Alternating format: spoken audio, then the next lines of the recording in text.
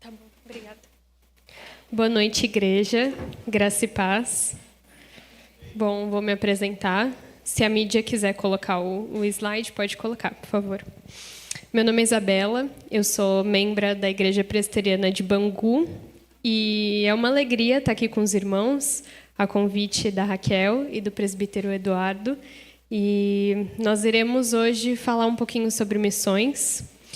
Eu acredito que depois desse teatro eu vou falar algumas coisas e a gente vai meditar juntos, mas ele já é autoexplicativo. Ele já confronta os nossos corações. Então, eu pensando um pouco sobre essa questão da juventude e um culto de missões liderado pela juventude, eu trouxe uma palavra específica para a juventude. Mas isso se aplica a todos nós, porque todos nós somos cristãos, todos nós somos filhos de Deus e todos nós somos missionários. O título que, no caso, eu carrego é o título de todos nós, porque todos nós somos missionários. Então, pensando um pouco sobre essa questão do jovem, das missões, como tudo isso se aplica, eu sei que vocês já estão vendo os slides. Obrigada. O tema, o título da mensagem é Vivendo plenamente a juventude em Cristo até que nada mais importe. E pensando um pouco de como eu poderia trazer isso, porque o Senhor já estava falando muito ao meu coração de como que eu vou traduzir de uma forma diferente para a juventude, para a igreja, a questão missionária. E pensando um pouco e orando, Deus me deu 2 cartas que são para a mesma pessoa, que é para Timóteo. Então, Paulo escreve essas 2 cartas, a primeira e a segunda carta, para Timóteo, um jovem pregador, ou seja, a juventude, que é considerado, como diz nas Escrituras, como filho na fé de Paulo.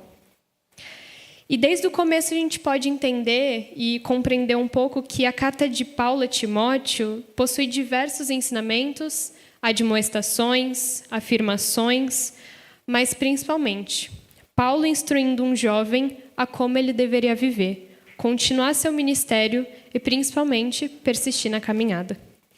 Então o primeiro texto é 2 Timóteo 1, 4 e 5.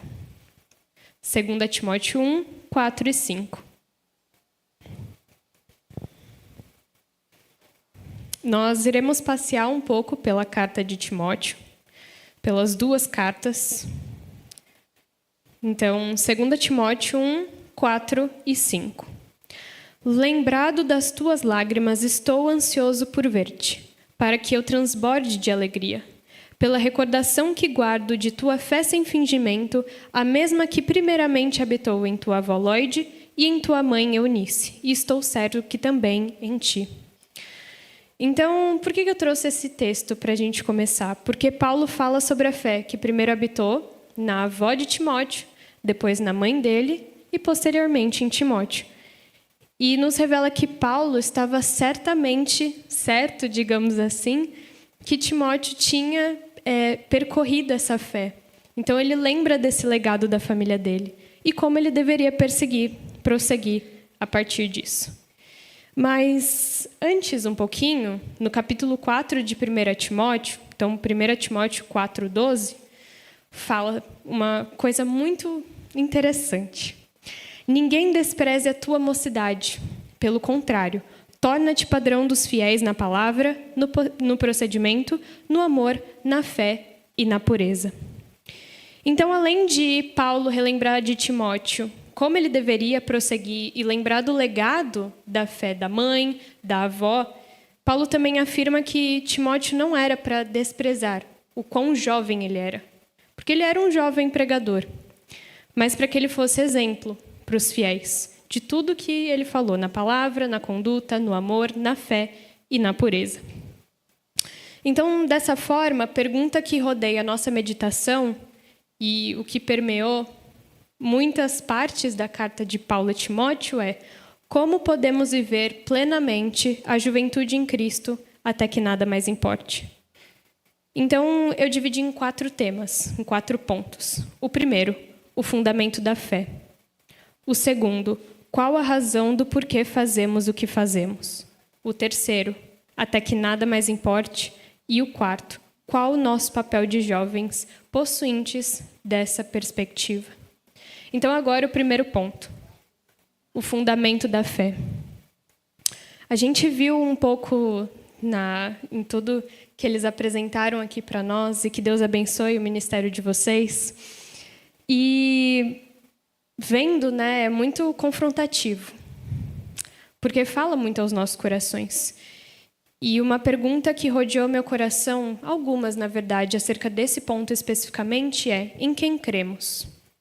Por que estamos aqui? Qual a razão da nossa fé? Porque muitas vezes a gente vive o cotidiano, vive no automático, está aqui todo domingo na igreja, está durante a semana, está fazendo os trabalhos, mas qual que é o fundamento da nossa fé? Aonde a nossa fé está firmada?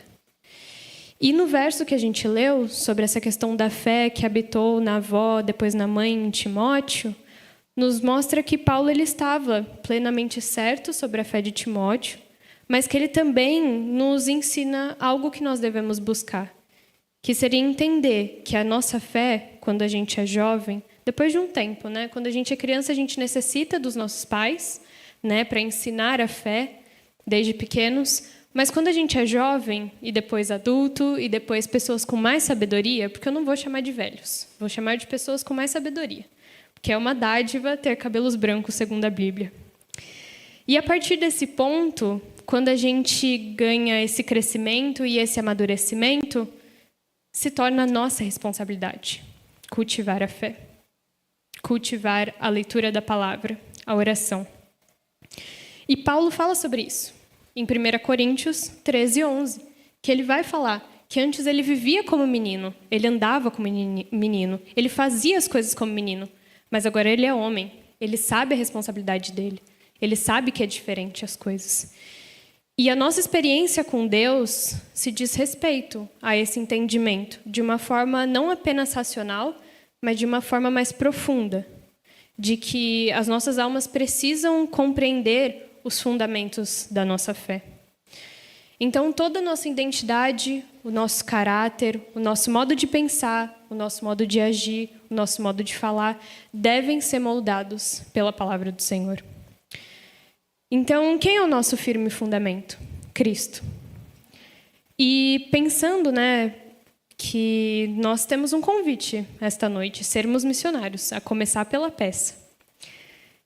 Como nós queremos ser missionários, então, falar para as pessoas, nós estamos em um culto missionário, um culto voltado para as missões, se a gente não conhece a pedra fundamental da nossa fé. Muito do que eu vou falar aqui, irmãos, é algo que muitas vezes já foi falado várias vezes, mas Deus muitas vezes quer que a gente ouça e ouça e ouça para a gente colocar em prática. Então, dessa forma, justamente parece repetitivo. Mas uma das grandes lições que esse texto nos ensina é que devemos buscar e realizar as disciplinas espirituais. Ter um firme fundamento e um relacionamento em Deus e com Deus. E pensando nessa mensagem, eu lembrei quando eu era criança que a musiquinha que nós ouvíamos quando éramos pequenos nunca fez tanto sentido quando a gente está agora, adolescente, na juventude, adulto. Leia a Bíblia e faça oração, se quiser crescer. E aí tem uma consequência meio traumática para a criança. Bom, se eu não faço isso, quem não ora e a Bíblia não lê, diminuirá. E eu nunca quis diminuir. Então, eu tentava ler a Bíblia e a oração.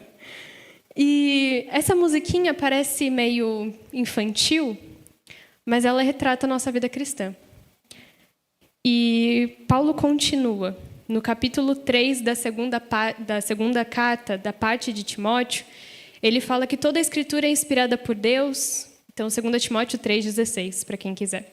Toda a Escritura é inspirada por Deus e útil para o ensino, para a repreensão, para a correção, para a educação na justiça, a fim de que o homem de Deus seja perfeito e perfeitamente habilitado para toda boa obra. Então, mais uma pergunta. Como nós almejamos sermos mais parecidos com o que esse versículo diz? a fim de que o servo de Deus seja perfeito e perfeitamente habilitado para toda boa obra, se nós não cultivamos a leitura da Bíblia, a oração, a adoração, a comunhão, o jejum e por aí vai. Então, para finalizar esse primeiro ponto sobre essa questão do fundamento da nossa fé, conhecer então esses fundamentos nos dão clareza de construir edificações naquele que é a nossa pedra angular. Então, muitas vezes eu sei que nós que estamos aqui, ou às vezes pregamos, ou temos a oportunidade de falar para os nossos colegas, para as pessoas, dentro da igreja a gente escuta desde pequeno que a gente precisa ler a Bíblia, faz a oração, se quiser crescer. E às vezes a gente não dá valor para isso. E o que vocês viram na representação é uma coisa mais real do que a gente imagina. Nós temos cristãos que estão sendo perseguidos nesse momento, que estão sendo mortos porque não podem confessar a fé deles abertamente. E nós estamos aqui, juntos, orando, lendo a Bíblia, cantando em alta voz, enquanto tem pessoas que estão morrendo pelo Evangelho. E isso muitas vezes não passa pela nossa cabeça, porque a gente está tão acostumado a viver a vida cristã de uma forma tão livre, mas que isso deve confrontar os nossos corações, que não é apenas uma oração, não é apenas uma leitura, não é apenas uma adoração, não é apenas uma comunhão, mas é um buscar o firme relacionamento com Deus. Às vezes a gente esquece o que Cristo fez na cruz pela gente. A gente esquece o quanto o próprio Deus veio aqui na Terra, sofreu, morreu, pegou, recolheu todos os nossos pecados e morreu por nós. Então, o segundo ponto. Por que fazemos o que fazemos? Por que nós estamos aqui? O que a gente tem feito? Em segundo lugar, depois de entender, os fundamentos da nossa fé, a gente deve fazer essa pergunta. O que a gente tem feito? O porquê nós fazemos o que nós fazemos? E lá em Timóteo, ele fala sobre essa questão de não desprezar a mocidade, de se tornar padrão dos fiéis. Isso, como eu já disse no começo. Estou falando mais especificamente para a juventude, mas isso é para todos nós. Todos nós somos chamados a serem padrões dos fiéis. Então, Paulo nos evoca isso, para sermos padrão, para sermos exemplo. Não apenas, como eu já falei, ter esse entendimento racional acerca da nossa fé, do que está escrito na Bíblia, mas aplicá-la. Então, nesse momento, Paulo está convidando Timóteo justamente para encarnar o Evangelho na vida dele e seguir o exemplo que ele teve da avó, da mãe, e continuar sendo exemplo. Então, irmãos, mais do que saber de uma forma intelectual o que a gente lê, o que a gente medita, Deus nos chama a conduzir nossa vida de juventude, de adulto, de pessoas com mais sabedoria, nós cristãos como um todo, como exemplos da palavra. Então, a forma como nós falamos, a forma como nós meditamos na Bíblia, a forma como nós aplicamos a Bíblia, na conduta, nossos atos, nossas ações diárias demonstram em quem cremos. No amor, demonstrando esse cuidado genuíno, esse amor como Jesus nos amou, de dar a sua vida em favor de nós. No perdão e também na compaixão. Na fé, entendendo os fundamentos da nossa fé e aplicando em todas as circunstâncias das nossas vidas. Na pureza, mantendo a integridade física, emocional e espiritual, buscando sempre trilhar no caminho eterno. Então, a aplicabilidade da palavra deve ser algo que a gente tem que buscar todos os dias. A cada momento que a gente abre a nossa Bíblia, a gente deve buscar. Essa nossa busca incessante deve ser diária. Esse fogo ardente dos nossos corações tem que emanar Cristo a cada momento. E eu tenho discipulado semanalmente com um pastor lá de São Paulo, que eu sou de São Paulo, e ele disse assim para mim: Isa, a gente tem que buscar ao Senhor, assim como o salmista diz, assim como a corça anseia pelas águas, que a gente possa ansiar pelo Senhor. Porque é uma necessidade para a corça. Ele precisa daquilo, ele necessita daquilo. Não de uma forma superficial, mas de uma forma mais profunda. Então, que a gente possa ansiar pelo Senhor dessa forma. Porque, irmãos, eu creio que o Senhor está nos chamando nessa noite porque Ele não nos quer mais no raso. Não nos quer mais no raso. A gente viu 4 representações, mas se a gente fosse pensar realmente, temos muitas mais. Temos pessoas de todos os lugares, vidas, histórias ao nosso redor. Então, a nossa regra de fé e prática deve ser o livro que transforma histórias, que transforma vidas e nos dá mais entendimento do próprio Deus. Então, mais perguntas, porque eu adoro perguntas, faz a gente refletir.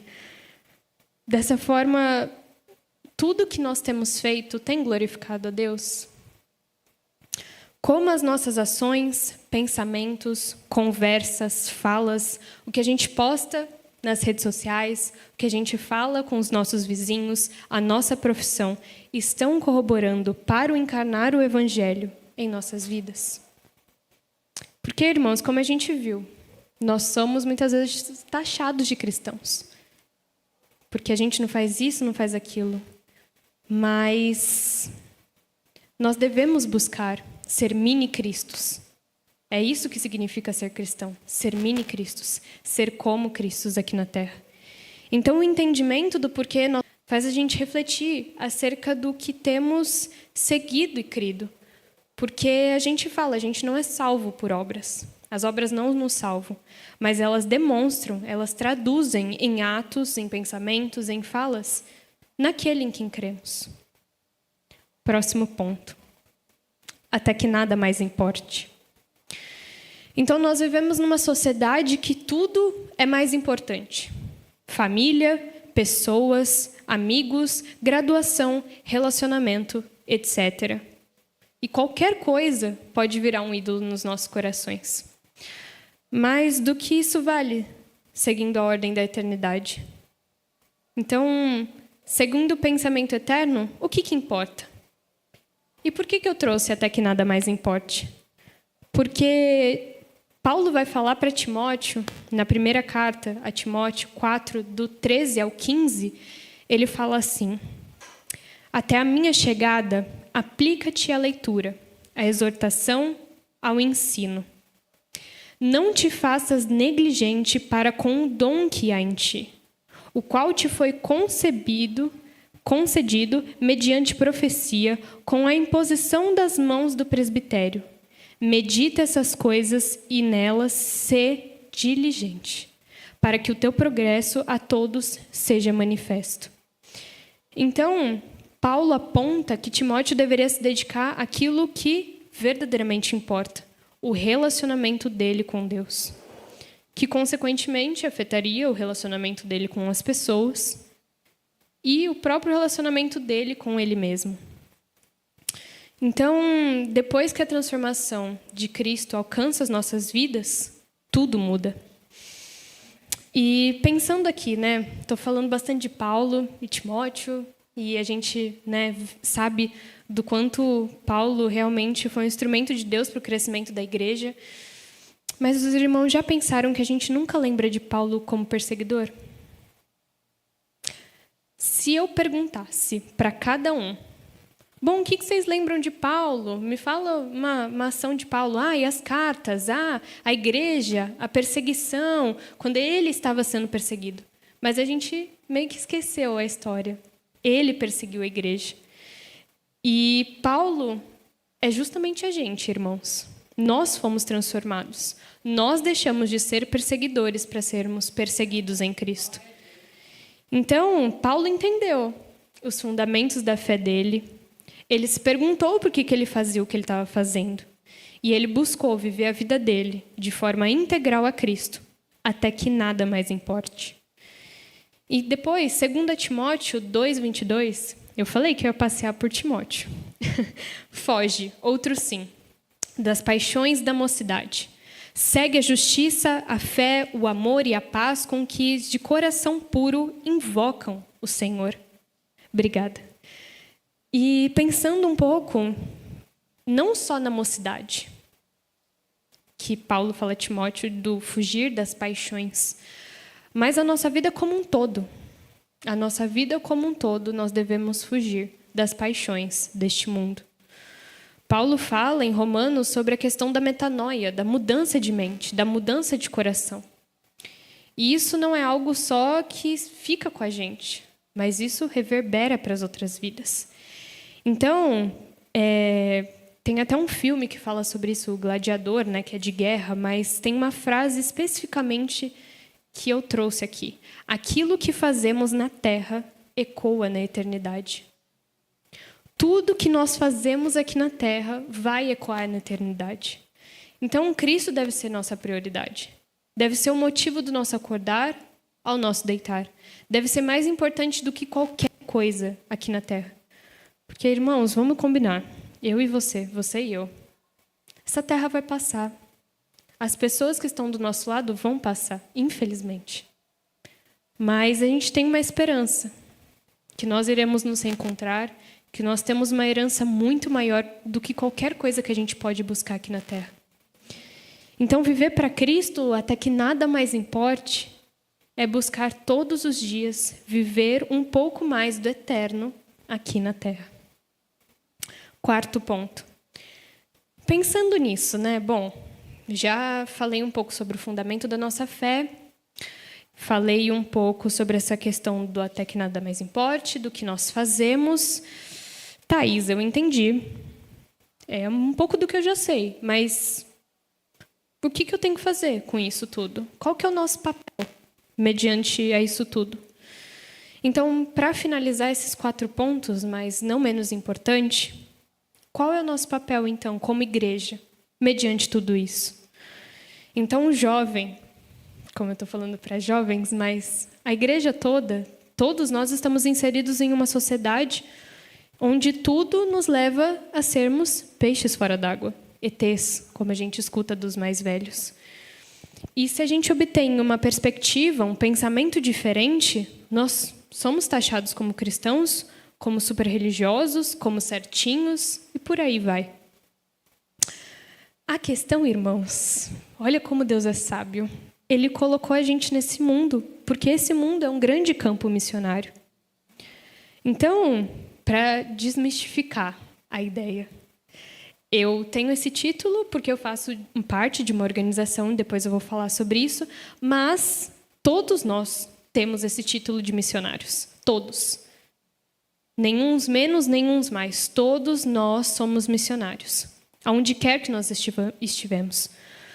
Porque as pessoas que eu vou alcançar, que eu vou falar, que eu vou ser instrumento de Deus na vida delas, são diferentes das pessoas que a Tânia vai alcançar. São diferentes das pessoas que a Raquel vai alcançar. São diferentes do presbítero Eduardo vai alcançar. E por aí vai. Então, todos nós somos missionários. E Paulo se dirigiu a Timóteo como esse jovem pregador, como esse filho da fé nele. Mas assim também nós o somos, pregadores e ceifeiros da plantação do Senhor. Então, uma das orações falou sobre isso. Não sei se os irmãos prestaram atenção. Sobre os campos estarem brancos. Já é a hora, já é chegada a hora. Jesus está voltando. E enquanto eu via a encenação e tocava, né, e cantava mentalmente a música Maranata, Maranata é vem, Senhor Jesus. E a gente quer que ele venha. Amém. Eu também quero. Os irmãos querem? Amém. Amém. Amém. Mas tem uma questão aí. Tem a nossa responsabilidade. Isso é a soberania de Deus. Isso é plano de Deus. Ele vai voltar e amém. Creio nisso. Mas não clame por Maranata se você não aceita o equibalo. O que é equibalo, Isa? Equibalo é envio. Equibalo é você deixar tudo para você ser enviado. Então, muitas vezes a gente está clamando por Maranata, a gente está cantando a música Maranata. E o problema não é isso, a gente quer que Jesus volte, mas a gente não quer aceitar a nossa missão, o nosso chamado. A gente não quer ser enviado. Então, quando Deus fala com Isaías assim, poxa, mas quem que eu vou mandar? Está acontecendo tanta tragédia, todo aquele contexto de Isaías. E Isaías fala: manda eu, Senhor, envia-me a mim. E esqueci seu nome, você de verde, que fez o menininho aqui, o missionário, futuro missionário, amém. Recebe aí, futuro missionário. Você falou uma coisa que é muito interessante. Às vezes a gente acha que os missionários eles são corajosos. A gente não é não, tá? A gente é um pouco medroso, muito. Mas não é que a gente seja corajoso. É que tem uma coisa aqui na gente que a gente não consegue guardar e a gente precisa falar. A gente precisa externar a transformação que Deus fez com a gente. Então não é questão de coragem.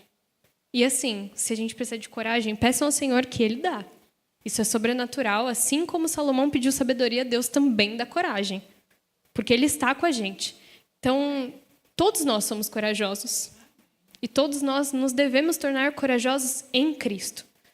Porque Ele nos chama a essa missão. E outro texto que também foi lido, parece que foi tudo misturado assim junto, arranjado, bonitinho. Olha que eu não falei com ninguém. Primeira vez que eu estou aqui nessa igreja. Olha só como Deus fala. Mateus 28, 19 e 20. Eu peço que toda a igreja esteja lendo comigo esse versículo. Mateus 28, do 19 ao 20.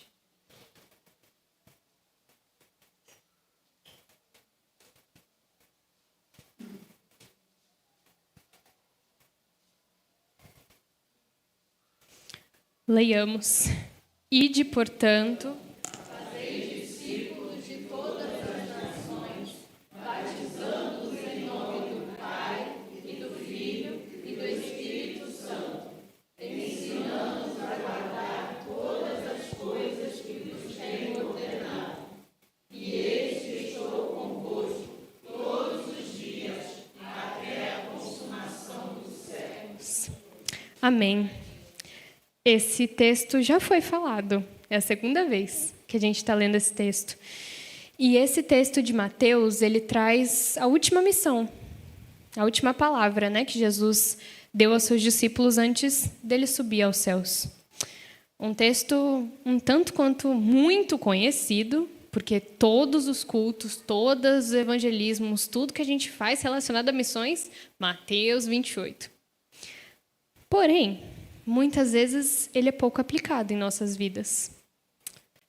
Então, nós temos uma ordem. Eu não sei se tem algum professor de português ou alguém que estuda, né, sobre essa questão, mas procurando, o id é um imperativo. É uma ordem. Então, Jesus não chega para os discípulos e fala assim: se vocês quiserem, vocês podem ir. Se vocês tiverem uma roupa legal, vocês podem ir. Se vocês forem adultos, vocês podem ir. Se vocês forem jovens, que vocês são mais ativos, né, vocês podem ir. Não, ele fala: ide. Vai. Estou te mandando. E tem algumas versões que falam, né, indo. Indo e fazei discípulos. Então, assim, já é uma ação. Já está ali fazendo. E depois ele fala, ensinando-os. Jesus, ele traz uma verdade nesse texto que é um princípio do discipulado. Então, ele começa falando, dando a ordem para a gente, do ide e fazei discípulos, que é o começo do que a gente deve realizar na vida de alguém, quando a gente está evangelizando. Depois ele fala, ensinando-os, ou seja, uma caminhada que é contínua, que não é parada. Então, Jesus caminhou com os discípulos deles por 3 anos. E, irmãos, que difícil caminhar com tanto homem, tão diferente, com tantas emoções, com tudo que eles estavam sentindo, porque Jesus é Deus, ele conhecia tudo. Mas mesmo assim, ele não falou para os discípulos: ai, cansei de vocês, vou arranjar pessoas melhores. Não. Ele persistiu, porque ele tinha um plano. E assim como Jesus mostrou aqui na encenação, tinha um plano para cada pessoa, ele tem um plano para a minha e para a sua vida. E para a vida das pessoas que a gente deve realmente evangelizar e falar. E, além disso, a gente tem uma promessa, que eu acho que é a parte mais legal também. Que ele fala: estou convosco até o final dos tempos. Então, ele não diz: ai, estive, estarei, talvez, né, vou estar. Não, ele fala: eu estou todos os dias. Não são alguns, não são muitos, são todos os dias das nossas vidas. Então, o nosso papel, como juventude, mas como igreja, que vive plenamente em Cristo, até que nada mais importe, é que devemos pregar o Evangelho, em tempo e fora de tempo. Todos os ambientes devem ser alcançados, porque nós somos instrumentos na mão do Redentor. Então, não é pela minha boa oratória, não é porque eu sou uma pessoa legal, não é porque a minha família é assim ou assado, não é porque eu tenho nada. Deus não precisa da gente. Ele nunca precisou. Ele é Deus. Mas Ele nos chama para ser cooperadores da obra com Ele. Ou seja, sermos instrumentos, sermos usados como filhos para resgatarmos outros filhos mediante a obra dele. Então, todos os ambientes devem ser alcançados, todos. E a gente pensa assim, bom, mas todos, Isa? Todos. Desde os cargos mais altos até os mais baixos, digamos assim. Desde pessoas, os mais pobres dos pobres, até os mais ricos dos ricos. Desde o Brasil, e assim como eu já falei em Bangu, da Igreja Presbiteriana de Centenário, do Rio de Janeiro e até os confins da terra. Então, a boa nova que um dia nos alcançou, nos transformou, nos vivificou, alcançou os nossos corações, tem poder para alcançar todos os que estão ao nosso redor. E a pergunta que fica é: estamos dispostos a sermos corajosos para realmente entender a nossa missão? Então, as aplicações, por favor. A primeira: tenha firme o fundamento da sua fé. Ter o firme fundamento da nossa fé é entender que nós precisamos não apenas entender de uma forma racional e longe da nossa vivência, mas entender que nós devemos buscar ter um relacionamento com Deus. E mais uma pergunta: em um mundo de distrações, vocês estão firmados em quem? Ou em quê? Porque, como eu falei, nós como jovens, a gente tem muitas distrações. Começa lá no ensino médio, faculdade, e aí vem tantas coisas, tantos oferecimentos. A gente vê tanta coisa na nossa rede social. E nós, como igreja, nós temos feito o quê? Porque se for para a gente ser igual os que estão para a porta de fora, né, para fora da igreja, é muito fácil. É muito fácil. Porque qual que é a nossa diferença? Se a gente está se assemelhando a eles. Nós somos chamados de filhos de Deus. O Senhor morreu na cruz por nós. Não de graça, mas por graça. E a gente não tem feito o nosso papel como igreja brasileira. Isso é muito triste. E é confrontativo, e deve ser mesmo. Porque pensando nas 4 representações e no restante das pessoas, irmãos, eles estão indo para o inferno. Assim como a própria Bíblia diz: quem não está comigo, está contra mim. Essas pessoas precisam ouvir do Evangelho. E às vezes, você vai ter oportunidade, mas muitas vezes a gente se cala, a gente fica com medo, a gente não quer falar. E às vezes a gente acha assim, não, mas o que eu vou fazer? Irmãos, às vezes é justamente você que Deus quer usar no contexto onde você está. O segundo, reflita então do porquê você faz o que você faz, das suas ações. E aí, pensando nisso, principalmente aplicando no jovem, a gente está muito preocupado, muitas vezes, com as coisas desse mundo. Então, a gente está mais preocupado com essa questão da aprovação de Deus, que seria o mais importante, deveria reger as nossas vidas, ou com a aprovação dos homens. Como eu falei, o que mais importa? Do que isso vale para o eterno? Jesus fala sobre a questão de cultivar tesouros eternos, não terrenos. Porque a poeira, a traça, tudo corrói. Mas essas coisas que são eternas, elas ficam para sempre. O terceiro, entender esse conceito, né, de até que nada mais importe. Então, pensando de uma forma mais prática, como o nosso dia a dia tem revelado Cristo através da gente? Como que as pessoas estão vendo Cristo através de nós? Porque, irmãos, vou contar uma dica para vocês. Presta atenção, hein? Uma dica de ouro. Às vezes, você não vai precisar abrir a boca. Às vezes, você, só pelo seu bom dia, a pessoa já vai ver que é diferente. E essas pessoas que estão lá no mundão de meu Deus, como a gente fala, a expressão, né? Elas estão mais olhando o que a gente faz, o que a gente fala, o que a gente pensa, do que realmente, às vezes, o evangelho. Porque, às vezes, eles não conhecem a palavra. E o evangelho que eles estão lendo é a nossa vida. Então, quando a gente deixa de fazer as coisas ou quando a gente faz as coisas, isso quer dizer que realmente, será que a gente está pregando com as nossas ações? Porque se a gente for analisar toda a Bíblia, principalmente o Novo Testamento, Cristo pregou com o quê? Com ações, com palavras.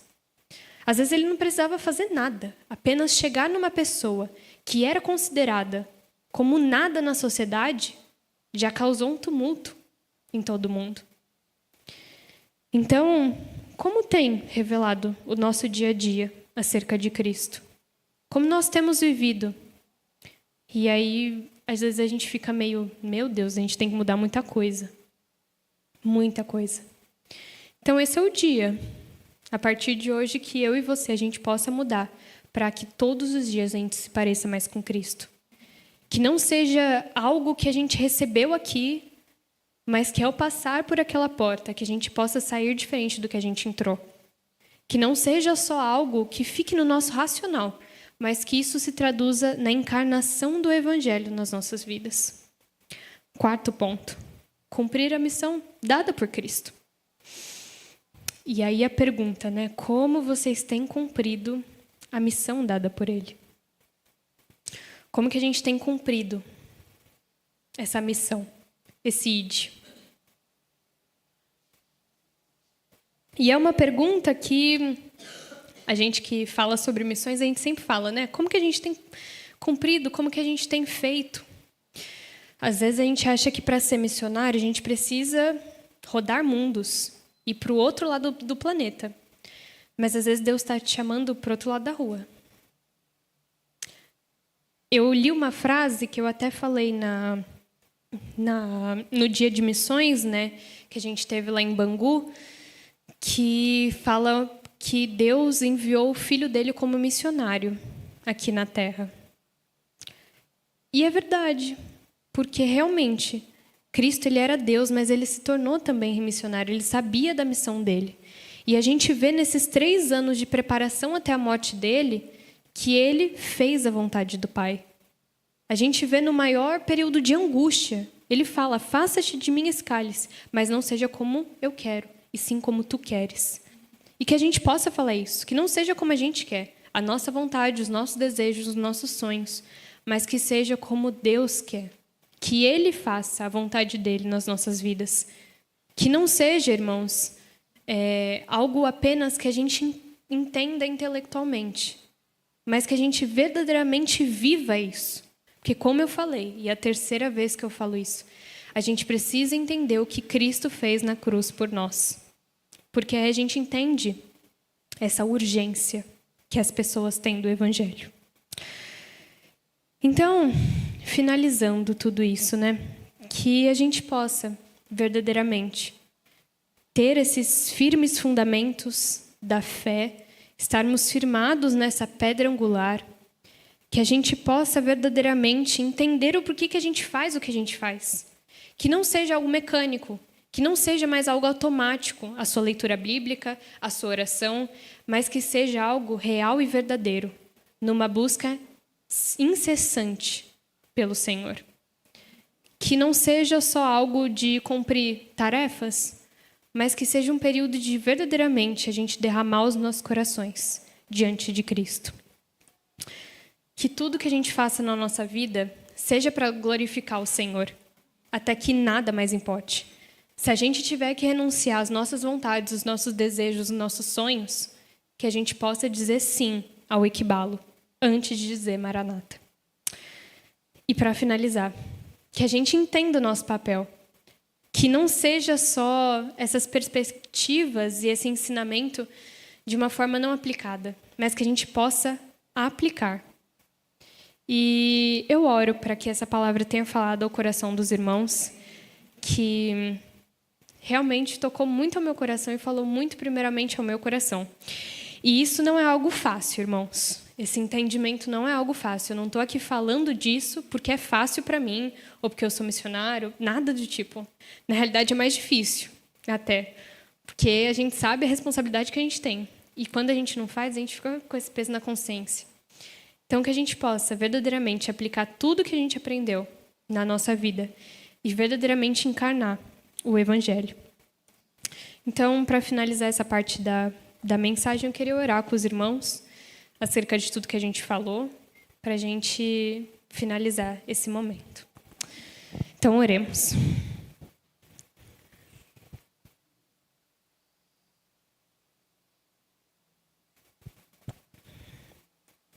Querido Deus, querido Pai, muito obrigado, Senhor, por esse dia, porque nós estamos diante da Tua presença, ó Deus. Nós te agradecemos porque o Senhor falou aos nossos corações, porque o Senhor confrontou os nossos corações, ó Deus, e que possamos, assim, como eu já falei, ó Deus, sairmos diferentes do que nós entramos. Eu oro, ó Deus, para cada pessoa que está neste momento, diante de Ti, que nós possamos, ó Deus, sermos missionários onde quer que nós estejamos.